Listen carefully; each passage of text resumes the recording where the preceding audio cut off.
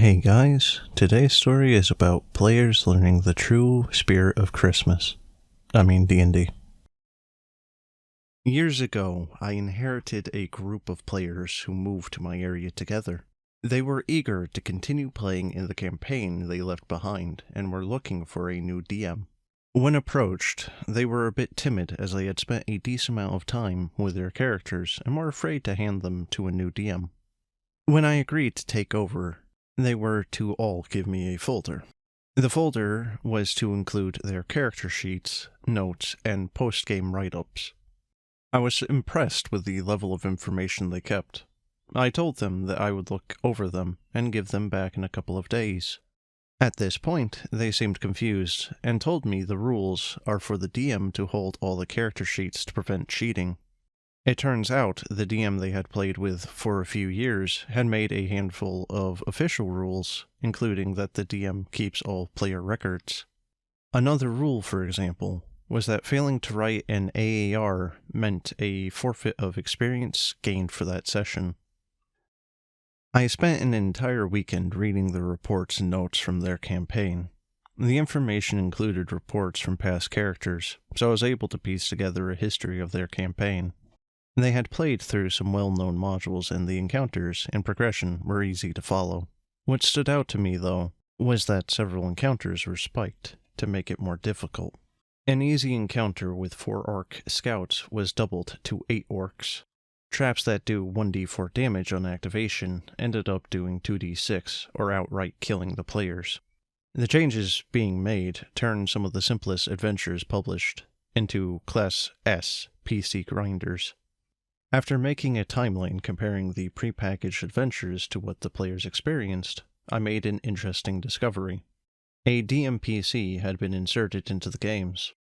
His character was higher level and constantly berated the players. For a fee, which consisted of the gold and items they managed to scrape out of the previous adventure, he would assist them. Of course, his mysterious help was behind the scenes. For example, he told them he would infiltrate a dungeon and lure away some monsters so they could have an easier time. That session they paid him, he ran the module as written instead of adding harder traps and additional monsters. It became quite apparent that refusing his PC's demands led to the players having to face harder challenges designed to wipe the group. I eventually got them sorted and deprogrammed, as it were. Working with them, I taught them the most important aspect of gaming is to have fun. It took time, but they loosened up, and each session ended with a smile. I even helped them get a bit of revenge. When I picked up where the campaign left off, I had the players discover that the DMPC was a bad guy working against them. He was lying and using them to gain power. I revealed to them in-game what the DM was guilty of to soften the blow. Each session, as more came out in-game about his treachery, combined with their newfound experience of how the rules really work, they started putting 2 and 2 together. Our final session, the players finally caught up to him, and after a heated battle, captured him. They each emotionally took out frustration on me as a proxy, but finally executed him in the name of all the friends they lost. After the adventure, they thanked me, and retired those characters, and we started a new campaign. Even though the campaign ended, we weren't quite done yet. At the time, we were using AOL Instant Messenger, and one of the players had told the previous DM about the final adventure. He demanded my IM. He contacted me in caps, telling me I had no rights to kill his PC, and then he went on about me breaking the rules of D&D and proceeded to tell me he was officially killing all their characters. He then told me that I had to ship him the folders as they were his property, or he would report me to the police. His final barrage was his intent to write a letter to Wizards of the Coast, and was going to have me banned from D&D.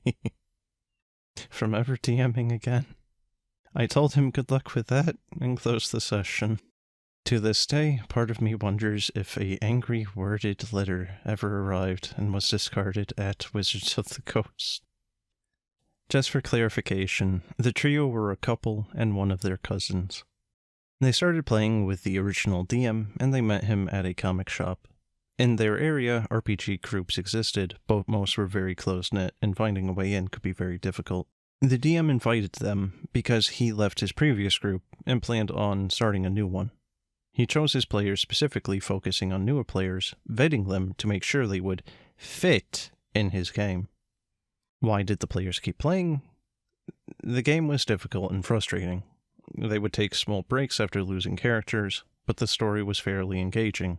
He wasn't a bad DM because of how he ran his games, but because of how he manipulated them to believe that the way he ran his games was the way all games ran. Plus, all three of them were going through rough times.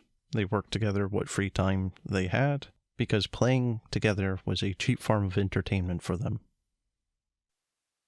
Well guys, the only thing I can really say is that the other DM seemed to be a massive control freak, and that this DM probably would have scared these three off if they continued on for a while longer. Now, they did say that this was back in the time of AOL Instant Messenger and whatnot, so this could have been really before there was any online sources for the rules, so they might not have known any better just from not being able to find out if they were being misled. But in any case, guys, that's the end of the video. I hope you enjoyed, and if you have a story that you'd like me to narrate, let me know.